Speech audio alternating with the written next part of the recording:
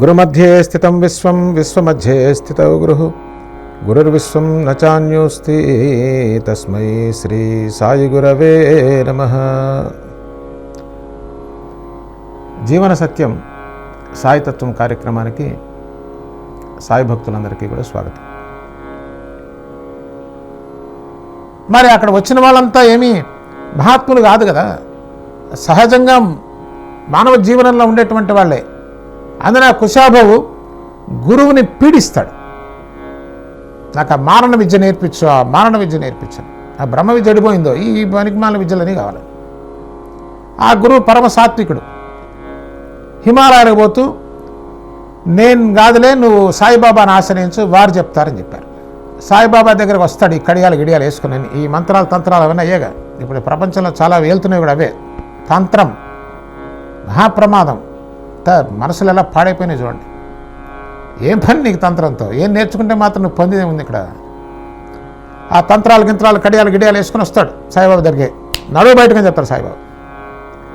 మొత్తం ఆ దిక్కుమాల కడియాలు గిడియాలు తీసి అవతల బారై తీస్తారు. సద్గురువు కదా, అక్కడ నిప్పు, ఇక్కడ ఏం వేరేదేం పని చేయదండి. అక్కడ చాలా సందర్భాల్లో సాయిబాబా రాని శక్తి అంతా చూస్తున్న సందర్భాలు ఉన్నాయి. ఎవరిని? దుష్టశక్తిని. ఆ కడియాలవన్నీ తీయించేసిన తర్వాత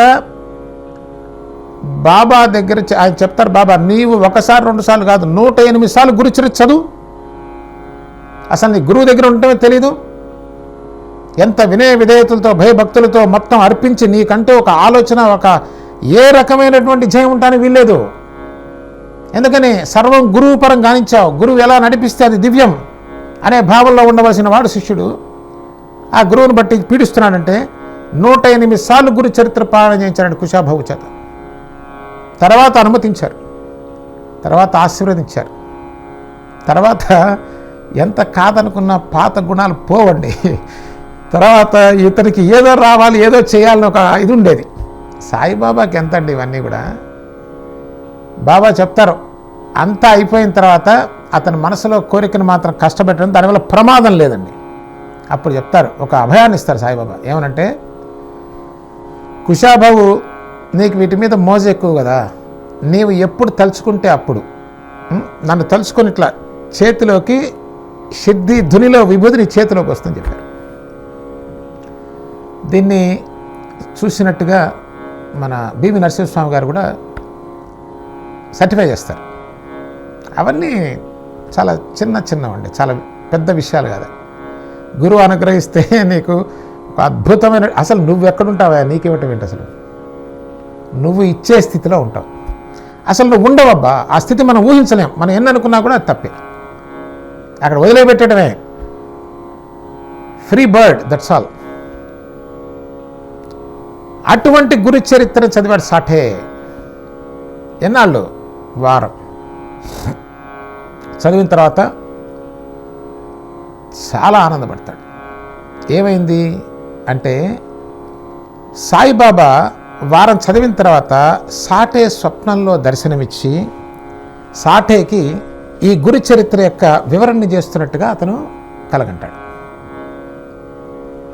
చాలా ఎంత అద్భుతంగా ఉంటుందండి. శిరిల్లో కూర్చొని గురు చరిత్ర చదివి వారం అయిపోగానే బాబా కనిపించి కొన్ని సూచనలు చేస్తున్నట్టుగా ఉంటే ఎంత ఆనందంగా ఉంటుంది. దాని అర్థం ఏంటో సాఠేకి తెలియదు. బాబా ఏం చెప్తున్నారు నాకు? ఇది చాలని చెప్తున్నారా సప్తాహం? మళ్ళీ ఇంకొక సప్తాహం చేయాలని చెప్తున్నారా?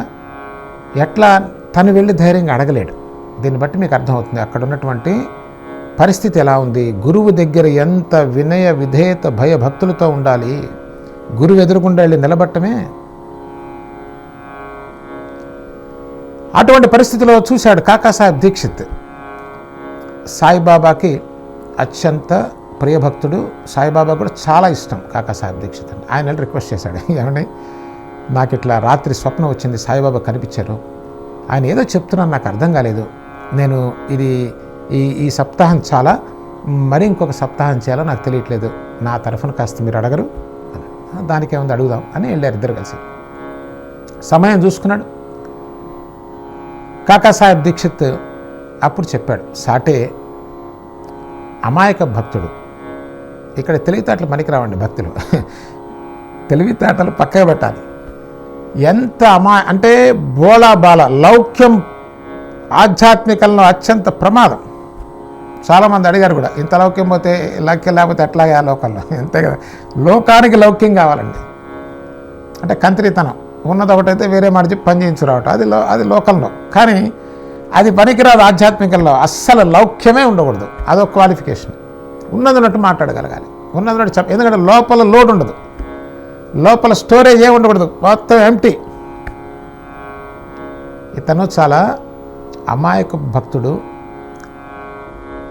మీరు రాత్రి అతనికి దర్శనం ఇచ్చారట కదా, అతను ఈ సప్తాహంతో ఆపేయవచ్చా, మరలా ఇంకొక సప్తాహం చేయమంటారా అని దీక్షిత్ సాయిబాబాని సాటే తరఫున అడుగుతున్నాడు ద్వారకామాయిలో. ఆ అడుగుతున్న సందర్భంలో అక్కడేంటంటే అన్నా సాహెబ్ దబోల్కర్, హేమాత్ పంత్ గారు ఏం చేస్తున్నారంటే బాబా పాదాలు పడుతున్నారు. మరి అక్కడే ఉన్నాడుగా, విన్నాడు. వినంగానే ఆలోచన స్టార్ట్ అయింది.